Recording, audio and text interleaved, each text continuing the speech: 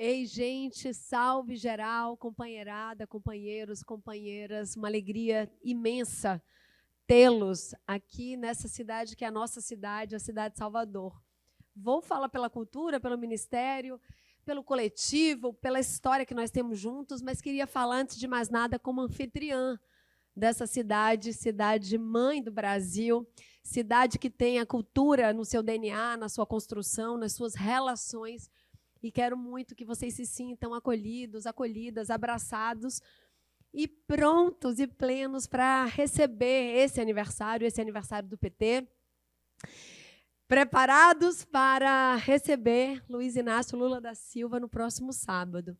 Depois de dizer que Salvador é a cidade capital da Bahia, estado que deu ao presidente Lula a votação mais expressiva em 2022, e nós precisamos não apenas repetir o feito, nos colocar em posição, mas, obviamente, repartir esse feito em outros territórios, em outros estados, em outras cidades, fazendo, como Vivi diz, desse pleito mais importante das nossas vidas. Para não perder o hábito, eu vou gritar: aqui! E na Bahia, fascista não se cria. Aqui é Bahia.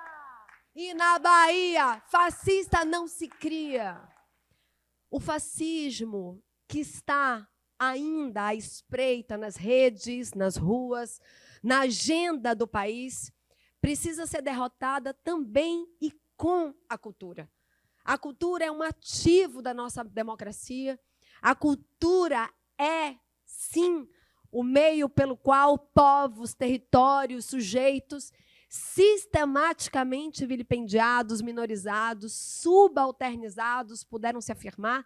E, portanto, a cultura brasileira tem no seu DNA, na sua gênese, na sua construção, esse espaço de irrupção, rebeldia, mas, sobretudo, tem a capacidade de subverter a lógica colonial, racista, patriarcal. Ela tem a capacidade de subverter um sistema de valores que segrega, subtrai e, portanto, deve estar em todas as nossas estratégias. Ou seja, a gente vai tratar da cultura na sua agenda, na sua dimensão de construção do imaginário brasileiro, mas também como estratégia de atuação nas mais diversas frentes. Nós estamos em pleno verão do Brasil, em pleno verão nordestino, na Bahia, e, por óbvio, as festas, as culturas populares, as tradições que nos conferem identidade, singularidade, comunidade, elas constituem parte fundamental do que somos. E essa semana aqui, em muitos lugares do Brasil, foi a festa de Iemanjá, que tem no 2 de fevereiro uma data importante, mas que não acontece apenas no 2 de fevereiro. E eu queria trazer aqui um pouco um símbolo que estava comentando numa entrevista recente, para nos ajudar a pensar. Um dos anos, né, em que fui vereadora, sim, aqui da cidade de Salvador, eu estive numa comunidade, não no Rio Vermelho, mas numa comunidade que chama Gamboa de Baixo, que é uma zona especial de interesse social. E nós fomos ali para a comunidade pesqueira e saímos com os pescadores pela Baía de Todos os Santos. A Baía de Todos os Santos, vocês sabem, a baía mais navegável, uma das maiores do mundo, a segunda maior baía do mundo, alguns dizem que é a maior do mundo. E a Baía de Todos os Santos vive o tempo inteiro esse espaço entre ser tradição popular, mas também, como tudo que é muito importante, é cooptado e mobilizado pelo capital. Portanto, a Baía de Todos os Santos vive, como tudo, as duas cidades, os dois lados, os altos e os baixos, pois no barquinho de pesca com os pescadores daquela comunidade, nós saímos cantando e saudando Iemanjá, e, de repente, ao lado do barquinho, lanchas, iates, embarcações daqueles que estão, como disse o nosso ministro da Economia, Fernando Haddad, durante o ano passado inteiro que o Brasil precisa promover justiça e igualdade e precisa começar a taxar aqueles que estão nas coberturas, nos mais altos lugares do Brasil e partilhar as despesas com o povo brasileiro. Pois ali na Bahia tem as tais lanchas, os iates, aqueles que até então não eram taxados. Se aproximando do barquinho, e numa cena muito singular que eu queria que nós pudéssemos guardar, aqueles e aquelas que têm a grana, a propriedade, se curvaram diante do barquinho na saudação à Rainha das Águas. Eu trago essa imagem para a abertura dos nossos trabalhos, que aqui serão depois levados pelo grande artista e pelo ex-ministro Juca Ferreira, ao lado de Vivi Martins, a nossa secretária, para que a gente possa entender verdadeiramente o que está em jogo. Por um segundo, por uma fração de segundo, por um momento, durante as festas, durante a tradição cultural brasileira, nós conseguimos o feito que o Brasil precisa fazer, que é inverter a lógica e o sistema de valores. A cultura é esse lugar, é essa riqueza em que é dono dessa tradição o povo brasileiro. Não porque tem propriedade, no sentido da aquisição da propriedade, mas porque é quem a produz. E volto à nossa tese, às nossas origens, à fundação desse nosso partido, que dono é quem produz. Portanto, quando a gente vai falar de cultura, comunidade, mobilização social, mas, sobretudo, economia, nós precisamos dizer que a cultura do povo brasileiro, riqueza desse imenso país, e, portanto, o nosso maior compromisso ao formular a política pública, ao investir energia e esforço por pensar, promover justiça, direitos, política pública, equidade, é falar em todos os lugares que essa dimensão da vida do povo brasileiro em sociedade no Brasil deve ser o nosso horizonte e nossa principal tarefa. Se a cultura brasileira é uma riqueza do povo brasileiro, como toda riqueza deve ser promovida, protegida, mas, sobretudo, distribuída.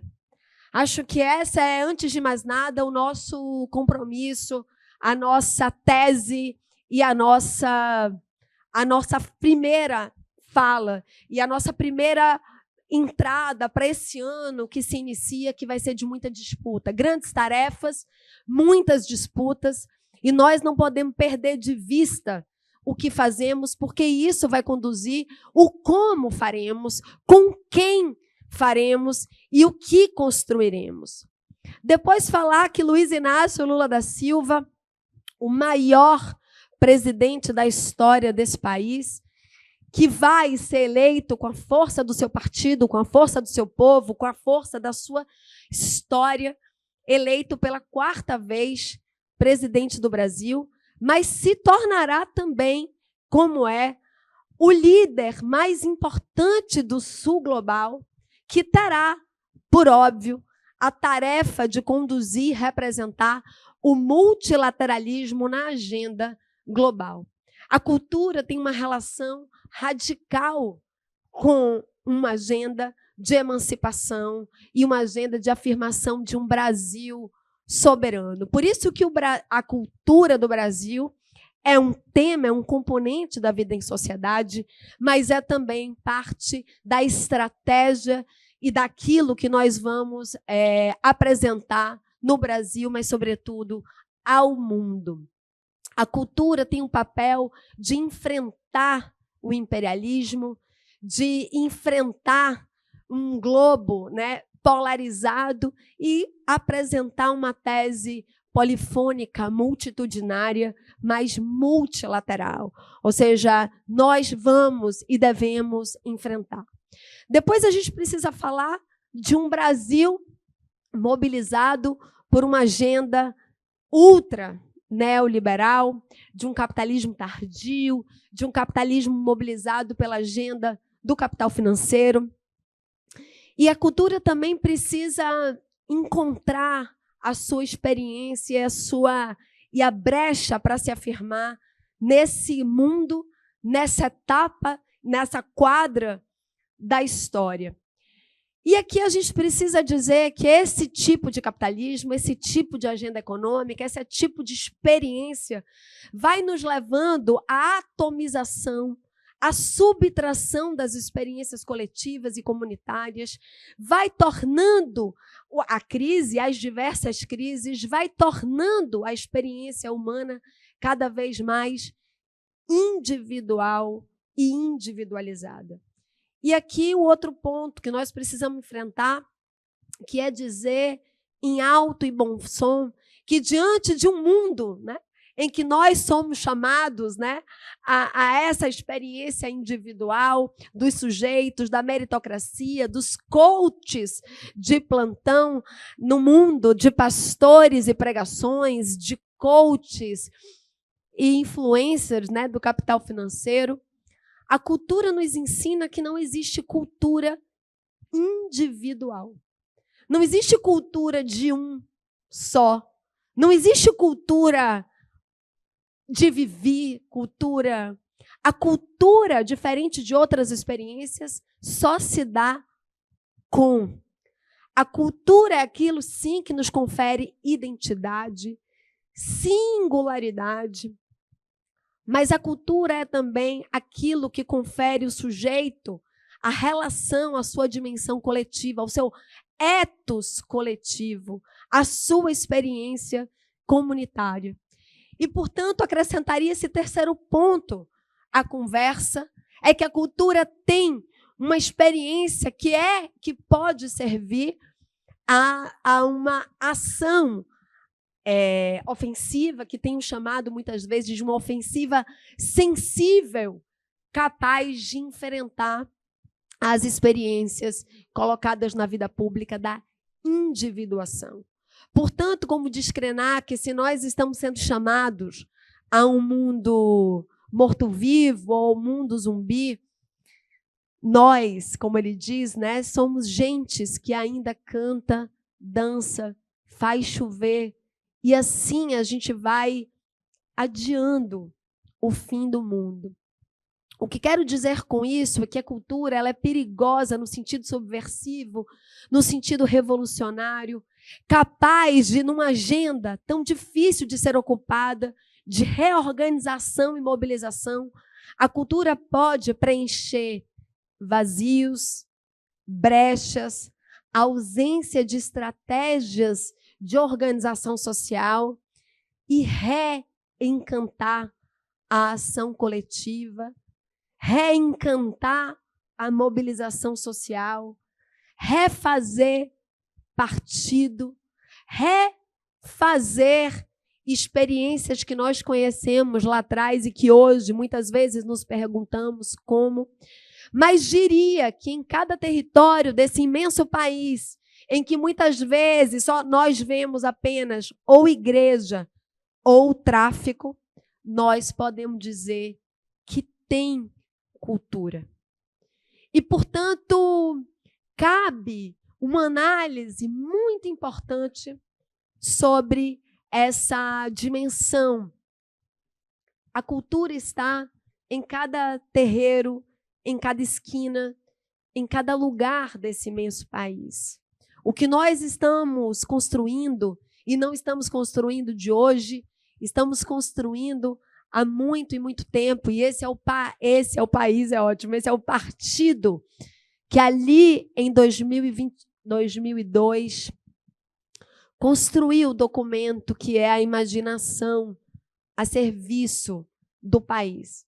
Em 2002, a cultura, que depois se torna uma secretaria de cultura do Partido dos Trabalhadores e Trabalhadoras, inventou, antes mesmo do programa de Lula de 2002, uma tese que antecipou o próprio programa. E tenho insistido em dizer que a cultura é essa experiência, sim, que antecipa a política, que muda a vida, que muda a cultura, que muda a política, que muda a vida. Portanto, esse espaço agora que ouviremos os nossos dois convidados é um espaço de fabulação, formulação, de reivindicação de presença, para que nós possamos dar, mais uma vez, a Luiz Inácio Lula da Silva um programa antes do programa, o sentido antes da estratégia. E acho, Vivi, que essa que é a tarefa daqui desses dias. Amanhã nós nos encontraremos, Cultura, e temos a tarefa de enfrentar aquilo, de apresentar o que nós fizemos, mas, sobretudo, de avançar sobre o que ainda não foi conquistado. Me despedindo um pouco, porque o tempo está escasso, eu queria muito saudar o presidente do nosso partido, Edinho, que tem uma grande tarefa pela frente, mas queria saudar porque temos, sem dúvida nenhuma, a tarefa de eleger Luiz Inácio Lula da Silva como a primeira das nossas tarefas, mas saudando aqui o grande senador Humberto Costa, eu queria dizer que a nossa segunda, e talvez ao lado dessa tarefa, é fazer do nosso Senado esse espaço de proteção da República e da democracia. Humberto, aqui em seu nome, saudamos todos os senadores e deputados que hoje enfrentam esse Congresso e que nós temos o dever de melhorar, qualificar, como diz o presidente Lula, nós temos que dar a ele uma outra condição de governo. Saudar Vivi Martins, Rudá Rocha, nosso querido músico, produtor, diretor do Boi da Macuca, que nos honrará com sua fala, mas queria saudar especialmente Juca Ferreira, ministro, um ministro muito importante, que lá naquele 2015, após uma eleição muito difícil, que foi a eleição de 2014, muito acirrada, e Juca sabe disso, nós vivemos as jornadas de junho, aqui Rosa Amorim entrando aqui, grande querida, futura deputada federal desse Congresso brasileiro, mas queria falar, já me despedindo, de que nós tivemos uma eleição ali em 2014 muitíssimo acirrada, fruto do que foram as jornadas de junho em 2013, que, insisto, que ainda não foram totalmente compreendidas, aquele mal-estar sobre o projeto de desenvolvimento do Brasil.